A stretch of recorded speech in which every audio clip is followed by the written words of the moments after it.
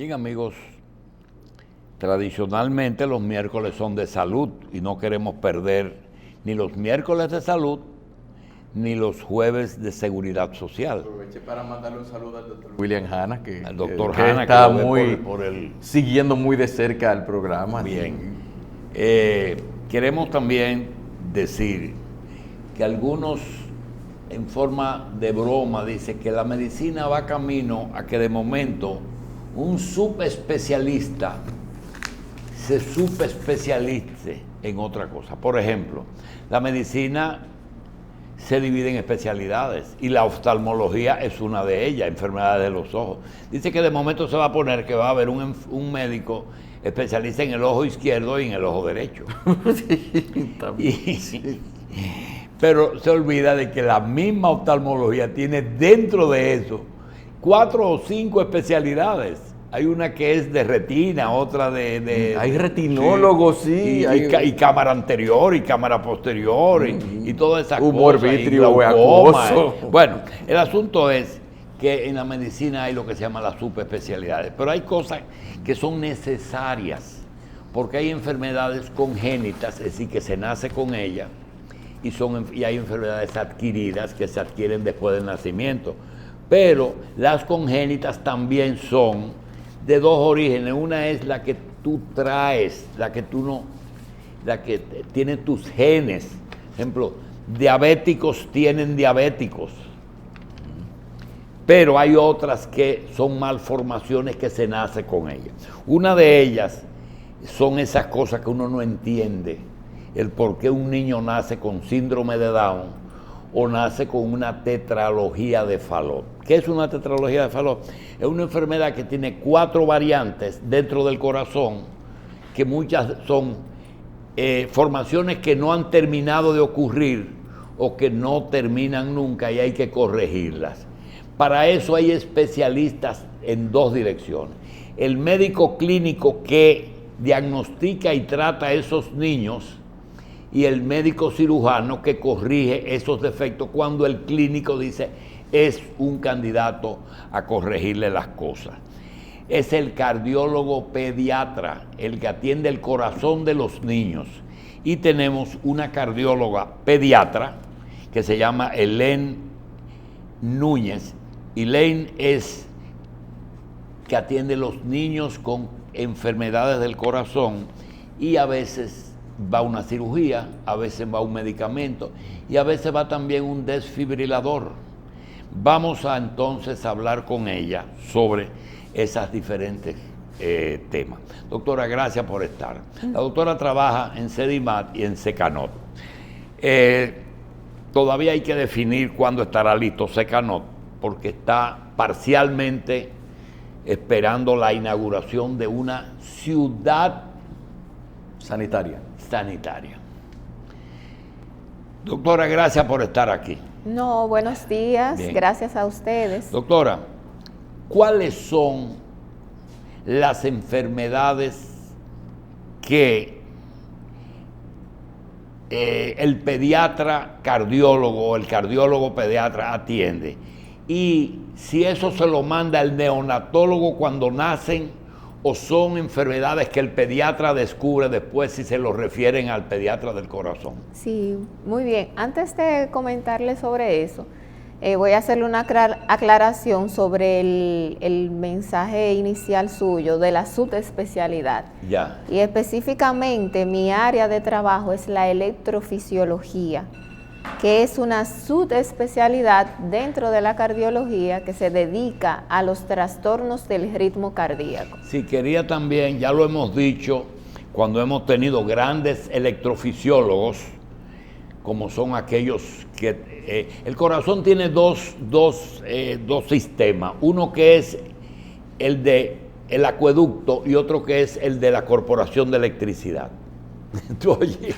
Ajá. Sí, es decir, el corazón se maneja con el bombeo, pero también ese bombeo lo controla un sistema eléctrico propio del corazón. Y ella es especialista en ese sistema que se llama Sistema Electrofisiología del corazón, que es un sistema, por cierto, autónomo, propio del corazón mismo, que es lo mismo, tu papá no te enseñó eso porque no te hizo estudiar, el diapasón, el que le enseña al corazón cómo el que le marca el ritmo. Así. Es el que le dice, acelera o disminuye, duerme o hace ejercicio. Todas esas cosas, la doctora, en un sistema que hay, se llama electrofisiología, que cuando ese sistema está un poco distorsionado, entonces le ponen un desfibrilador y ella es especialista en rehacer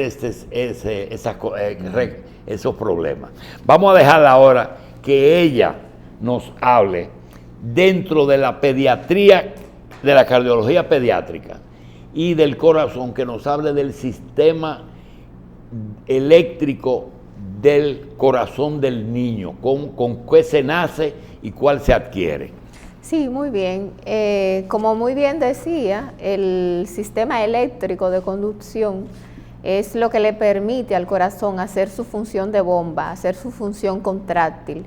Y existen condiciones con las que se nace que se relacionan directamente con trastornos a nivel del sistema eléctrico. Hay condiciones genéticas, por ejemplo, alteraciones a nivel de los cromosomas que condicionan a alteraciones a nivel de la electricidad del corazón, y hay otras condiciones que se adquieren durante el embarazo, asociada, por ejemplo, a consumo de fármacos. ¿Y que alteran el sistema eléctrico? Que alteran todo lo que es el funcionamiento del corazón y pueden desencadenar trastornos, ya sea a nivel de la estructura propiamente dicha, a nivel de lo que son las paredes, las válvulas, y también alteraciones a nivel de la electricidad. Pero la electricidad del corazón fundamentalmente se relaciona dependiendo de si es un ritmo rápido o un ritmo lento. Muchas veces nosotros nacemos con condiciones que nos llevan a tener un ritmo lento o un bloqueo.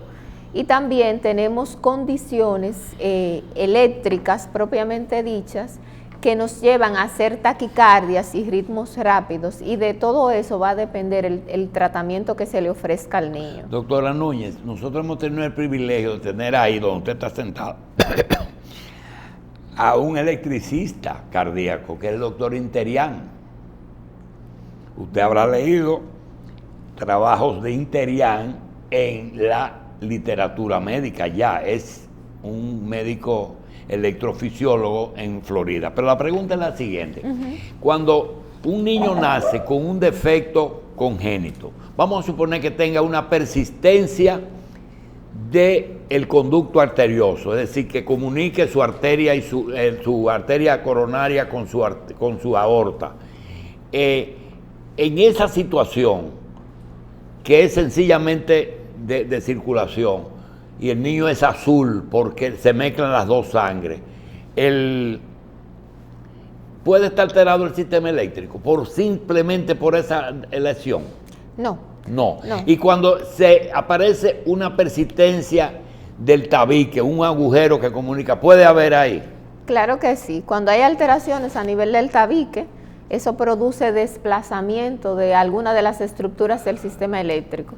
Doctora, sigue ahí mismo. Uno de mis problemas cuando me daban cardiología era que yo no entendía el sistema autónomo, que había un nódulo y otro, ojalá que no sea coronavirus, y unas haces que se transmitían por ahí. ¿Eso van en el músculo? ¿Eso es nada más virtual? Eso no existe. Es decir, Choftawara y lo otro, ¿eso existe? Claro que sí, son estructuras anatómicas, y lo que hay es como un generador de impulsos, que es el nodo sinusal, y hay un conductor del impulso, que es el nodo AB. Eso se conduce a través de unas estructuras que relacionan y comunican. Pero no es por el músculo, esto es físico que existe. Existe físicamente esas células dentro del músculo, a nivel de la superficie interna del corazón, que genera esa actividad eléctrica, y precisamente están los conductores o los haces que llevan la electricidad a todo el corazón. Y ya el cardiólogo, electrofisiólogo, cuando esos dos sistemas actúan independientes uno del otro y hay una sección de ese haz, hay una distorsión del ritmo, una cosa anda por un lado y otra por otra. Completamente. Y se nace así. Sí, señor. ¿Y qué ustedes le ponen? ¿Un marcapasos? Un marcapasos. De chiquito. ¿Hay pues, niños con marcapasos? Sí, claro, claro que sí. Incluso se puede hacer el diagnóstico intrauterino, haciendo la ecografía de antes fetal, de nacer ya lo tienen. Desde antes de nacer podemos hacer un ecocardiograma intrafetal y se puede hacer el diagnóstico del trastorno del ritmo. Sabemos que habitualmente la frecuencia... ¿A partir de cuántas semanas, doctora? A partir de las 30 semanas habitualmente. Si no hay ningún trastorno en el desarrollo del embarazo que pueda, vamos a decir, suponer o condicionar a que se haga un diagnóstico más temprano, pero a partir de las 30 semanas nosotros podemos diagnosticar. ¿Y ya ustedes tienen los antecedentes de qué cosa, qué enfermedad o qué condición hereditaria puede tener una mujer para tener un niño con esos problemas? Absolutamente. Existen, por ejemplo, condiciones a nivel de lo que son los cromosomas. Por ejemplo, el niño que nace con síndrome de Down tiene una predisposición genética a alterarse todo lo que es la estructura cardíaca. Entonces no es una cosa aislada, puede tener otros elementos. Absolutamente. Si un Down puede tener problemas de ritmo. Sí, señor. Hacen bloqueos auriculoventriculares, por ejemplo. Doctora, ¿y por qué ahora los marcapasos a veces tienen un desfibrilador? El desfibrilador es una función dentro de los dispositivos de estimulación cardíaca. Por ejemplo, nosotros podemos tener ritmos lentos o bloqueos, y cuando hay un bloqueo o una alteración de la conducción del impulso, nosotros colocamos un marcapasos que lo que hace es aumentar la frecuencia cardíaca del individuo. Entonces, cuando el paciente tiene ritmos rápidos, o sea, hace taquicardias, por ejemplo, la taquicardia ventricular, en esos casos se coloca un desfibrilador, que es una función que está incluida dentro del propio marcapasos, y este desfibrilador lo que hace es detectar esos ritmos rápidos y tratarlos. Por ejemplo, cuando a una persona... ¿Usted lo tiene ahí, doctora? Cuando una persona, exactamente, estamos viendo lo que es la función del corazón, un ritmo rápido, y el desfibrilador lo que hace es que detecta ese ritmo rápido y lo trata Doctora con choque Núñez, interno. Este no es un programa para hacer una especialidad por televisión para médicos, sino es para el público. Quería preguntarle algo. Usted sabe que un paciente que tenga insuficiencia renal, sus riñones no funcionan y hay que ponerlo en diálisis. Esa diálisis tiene dos destinos. Una es esperar un trasplante y otro es esperar 10 años, 5 años de que el paciente tiene problemas. Entonces, en las enfermedades de ese tipo, nace un niño con un problema de ritmo. ¿Ese niño estará toda su vida normal o ese niño tiene un tiempo que va a necesitar o un trasplante o un avance en otro tipo de tratamiento? Depende del contexto, porque si es solamente un bloqueo auriculoventricular, o sea, una interrupción en la conducción de la electricidad del corazón, no funciona la conducción de arriba y abajo, va a utilizar un marcapasos toda la vida. Y eso no, toda la vida, y eso y no ese le va... corazón crece normalmente con ese marcapasos. Así es. Y no le condiciona una necesidad, por ejemplo, de un trasplante. Y un niño con marcapasos, además de que tiene que cuidarse porque tiene una prótesis, puede tener su vida normal. Absolutamente. Incluyendo ejercicio. Absolutamente. Absolutamente. Sí, porque se adapta el marcapasos a la necesidad del individuo y a la edad del niño. Y se van haciendo ajustes periódicos para proporcionarle al niño la electricidad que necesita su corazón sin que eso influya en el desarrollo normal del pequeño. Una cosa, puede haber una ausencia del sistema de conducción. Lo que existe son... En vez de haber una interrupción, puede haber una ausencia de que no existe el nódulo arriba en en la aurículo ventricular y en en los haces y eso. Puede haber una ausencia de nacimiento. Congénito lo que hay es una hipoplasia o hipodesarrollo de esos circuitos.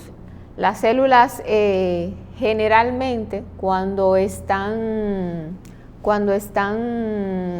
o sea, se manifiesta en el niño con algún grado de bloqueo, es por un hipodesarrollo de esas células que generan la actividad eléctrica.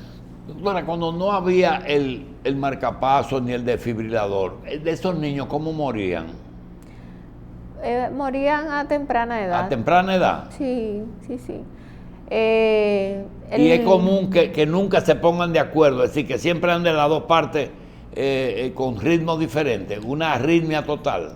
No, existen diferentes grados, a veces el estímulo llega tardíamente y en otras ocasiones el estímulo llega interrumpidamente. O sea, en investigación no hay algo que restaure ese aparato conductivo. Todavía no.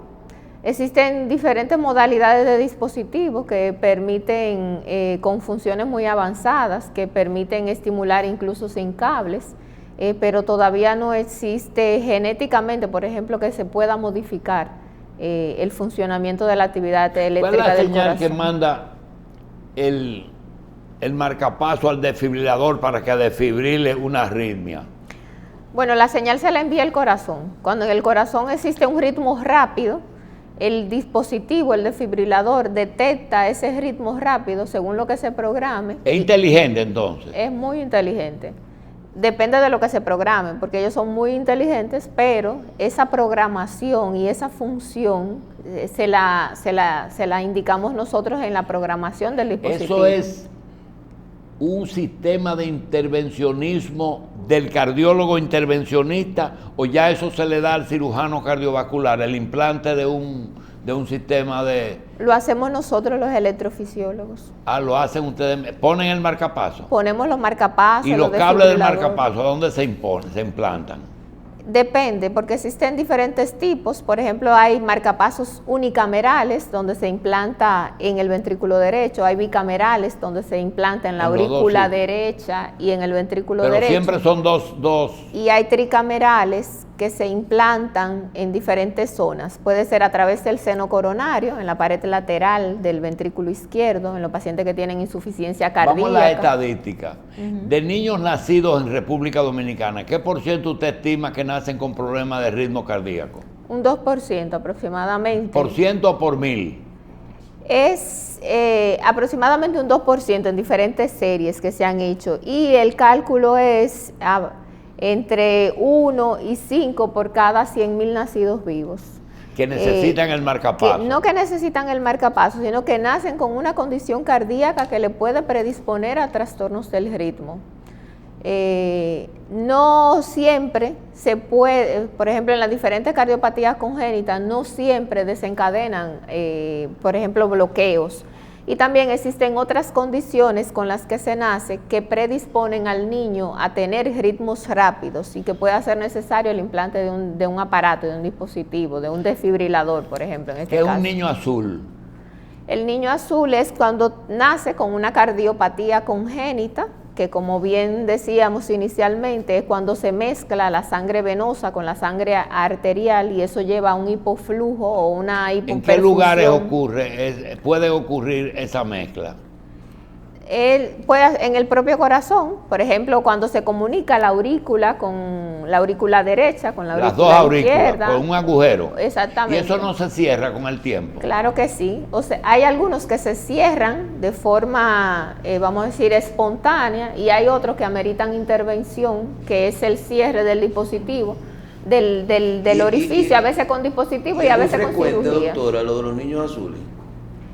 Depende de la gravedad de la cardiopatía, porque existen, por ejemplo, niños que nacen con diferentes trastornos. Doctora, cuando un papá lleva un niño recién nacido al pediatra y le dice, tiene una tetralogía de Fallot, tetra es 4. Exactamente. ¿Cuáles son los 4 defectos con que nace un niño con tetralogía de Fallot? El niño puede nacer con cabalgamiento de la aorta, con la ¿Qué comunicación. cosa? Cabalgamiento de la aorta. ¿Cabalga sobre qué? Sabemos que la aorta es la salida del ventrículo izquierdo y la pulmonar la salida del ventrículo Sí. derecho. Entonces, en los niños con tetralogía de Fallot, la aorta está entre el ventrículo derecho y el ventrículo izquierdo. Entonces, cabalga en Cabalga ambas sobre salidas. la pulmonar. Exactamente. Además de eso, exactamente. Estenosis de Doctora, la y el arteria segundo pulmonar. punto, cabalgamiento, el segundo. La comunicación interventricular. Entonces, en el tabique, de entre los dos ventrículos hay un agujero. Y Exactamente. se mezclan ahí entonces. Se mezclan la sangre. Pero el cabalgamiento no produce ningún problema, ¿verdad? Claro que sí, porque la sangre arterial que debe salir de la aorta a toda la circulación sistémica, entonces se divide entre lo que es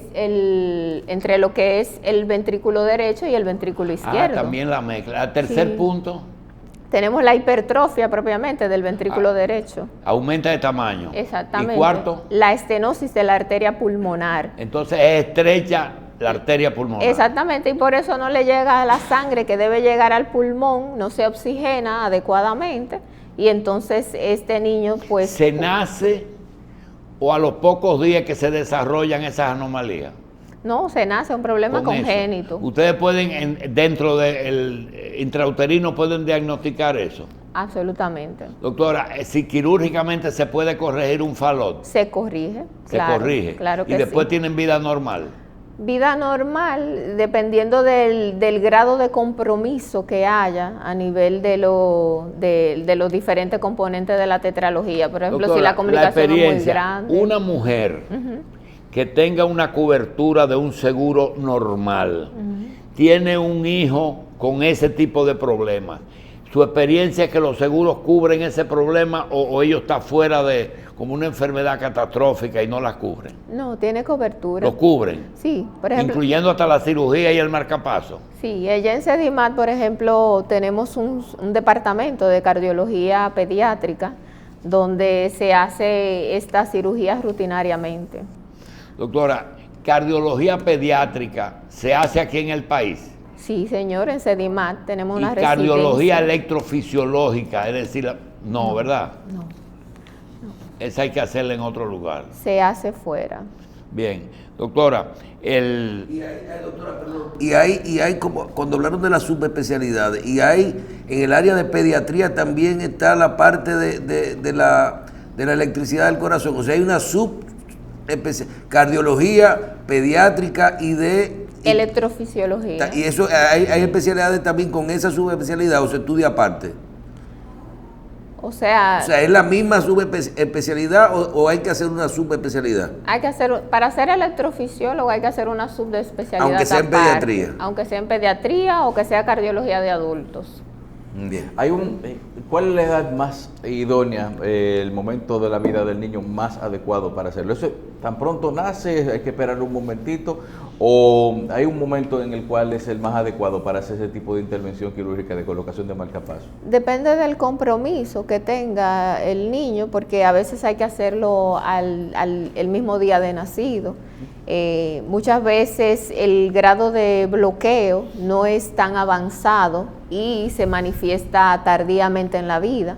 Por ejemplo, en ocasiones hay niños que manifiestan los síntomas del bloqueo entre los 5, 6, 7 años e incluso hemos tenido casos de edad más avanzada, 15, 20 años, donde se manifiestan los síntomas. déjeme ver si usted me entiende esto, doctora.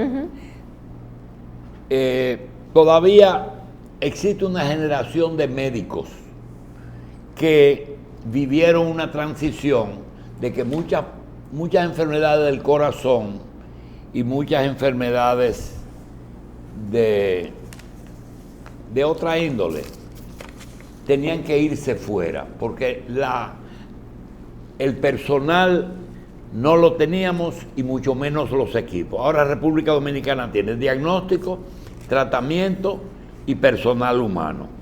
Pero puede que algunos casos, sobre todo de gente pudiente, te diga, caramba, tengo un niño que me nació con un problema de un Fallot, por ejemplo. ¿Me voy o me quedo? Entonces, tiene el diagnóstico de aquí. tiene el cirujano aquí, le hacen su extracorpórea, qué sé yo, le hacen... Realmente, en esa especialidad suya, ¿hay que salir del país o ya eso lo resolvimos?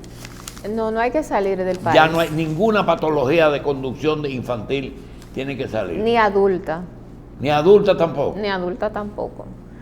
Por ejemplo, en el caso de nosotros tenemos un equipo cardiovascular donde tenemos hemodinamistas, electrofisiólogos, cirujanos torácicos, intensivistas, cardiólogos clínicos, especialistas en cardiopatías congénitas. Es decir, que si usted, que espero no sea necesario, tenga algún familiar que nazca con algún problema de conducción cardíaca, ¿usted trataría eso totalmente en confianza aquí en el país? Absolutamente.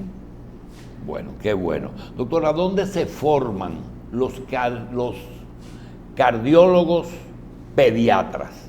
Aquí. Aquí. Sí, pediatras, no estoy hablando de los electrofisiólogos. En el Robert Reed y en CEDIMAT tenemos la especialidad de cardiología pediátrica.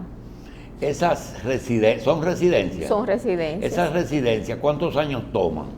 Hay que ser pediatra y luego para ser cardiólogo pediatra. Espérese. Sí. Hay que ser médico, hay que tener exequatur, hay que haber tenido su pasantía. Después hay que ser pediatra 2 o 3 años. 3 años. ¿Y después cuánto para ser pediatra? 2 años, cardiólogo. Sí. Es decir, que un médico después de graduarse puede ser que a los 30 años sea que ya tenga el título. Es posible. O más. O más. Por ejemplo, para hacer electrofisiología hay y si programas... tiene que dar una salidita como usted se fue, se le meten 2 años más. O 3. O 3. Sí. Por ejemplo, en mi caso fueron 4. O sea, hay me formé muchos 4 electrofisiólogos aquí, médicos, pediatras. No hay son muchos pocos, pediatras. somos pocos. Bien. Doctora, el consejo suyo a los padres que estén ansiosos, dicen, caramba, yo quiero saber, todo el mundo quiere un niño sano y lo quiere saber antes de su nacimiento, sobre todo primerito. ¿Qué deben hacer? ¿Cómo pueden saber eso? Bueno, desde el embarazo se pueden hacer diagnósticos tempranamente del estado cardíaco del niño, haciendo el ecocardiograma fetal. En los centros... ¿Y dónde se ponen los polos que le ponen a uno en el pecho? ¿Dónde se le ponen? Es como un Doppler, como una sonografía del corazón y se ve estructuralmente el funcionamiento del corazón. ¿Y son fieles esas pruebas? Claro que sí, claro que sí. Eso le permite, por ejemplo, a la mujer embarazada hacer prepararse a la hora de recibir el niño y muchas veces tenemos la información, vamos a hacer una cesárea de un bloqueo AB y ya el equipo quirúrgico está preparado con el tipo de dispositivo. Suya, ¿le llegan muchos pacientes tarde? Es decir, que debieron ir antes.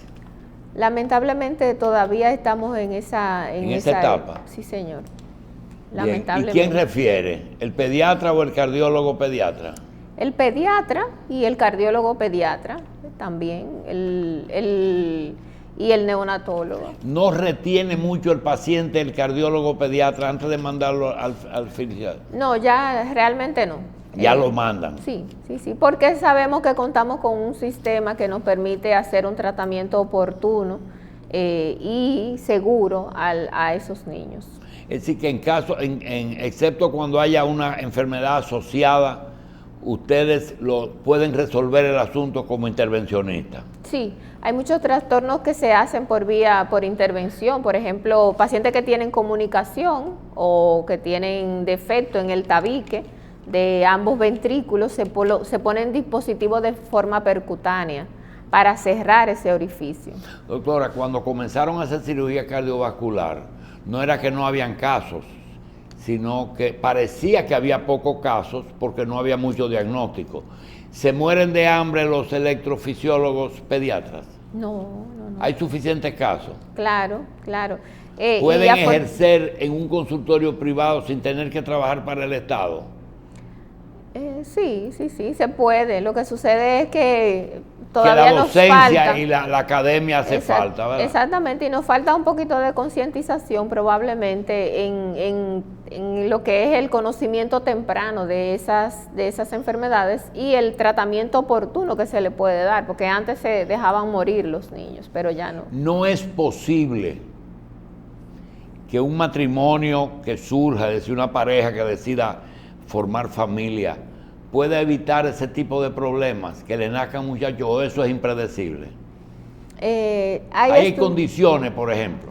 Existen algunas condiciones que genéticamente se pueden modificar. Por ejemplo, la cardiomiopatía hipertrófica.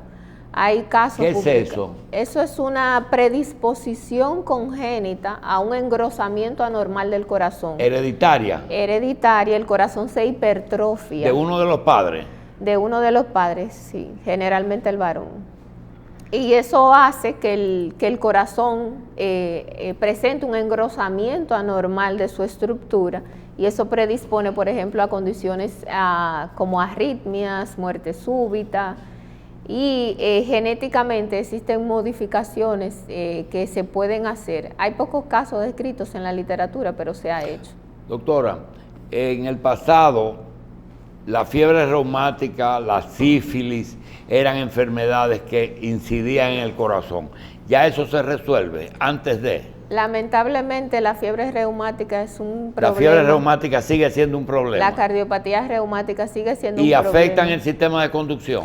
Afecta estructuralmente el corazón, y eso a su vez puede producir en algún momento algún trastorno del ritmo cardíaco, pero fundamentalmente lo que daña son las válvulas.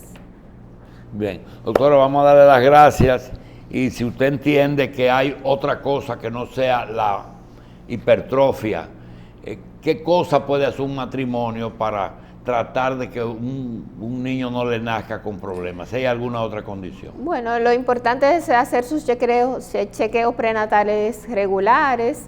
Se puede hacer el ecocardiograma intrafetal, hacer un diagnóstico temprano y sobre todo la prevención, evitar aquellas fármacos tóxicos, consumo de tabaco, ingesta de alcohol, que también pueden desencadenar algún trastorno a nivel de lo que es la función del corazón de forma preventiva. Y lo otro es el reconocimiento precoz de los síntomas. Doctora, gracias. Y en la casuística suya, una doctora joven, especialista joven, puede decir ya un niño que se le coloque un marcapaso y un desfibrilador, digamos, antes de los 6 meses de nacido. ¿Qué tiempo usted le da que puede tener? ¿Cuántos años se le reduce la vida? ¿Se muere de viejo o no? O sea, tiene una expectativa de vida. Pero hay casos que mueren de viejo. Sí, una expectativa de vida normal. Es decir, que hay nacidos en los años 50 y 60 que están vivos. Sí, bueno, de los años 50 y 60, por ejemplo, en mi casuística no lo tenemos, pero sí tenemos niños que ya están en etapa adulta, que tempranamente de la vida se le implantó un marcapasos. Aquí lo importante es el seguimiento, la programación del dispositivo, identificación de otras condiciones que puedan también empeorar la función del corazón tempranamente. Muchos de esos niños necesitan que se le actualice o se le haga un upgrade del dispositivo más avanzados, pero en sentido general tienen una expectativa de vida normal. Bien, a la doctora Elaine Núñez, cardióloga, pediatra, electrofisióloga, que atiende niños con cardiopatías, con problemas de conducción eléctrica, y colocarle los desfibriladores. Le damos las gracias y le deseamos mucho éxito por lo que nos ha dejado de conocimiento. Doctora, gracias y mucho éxito. Gracias a ustedes, que tengan un buen día.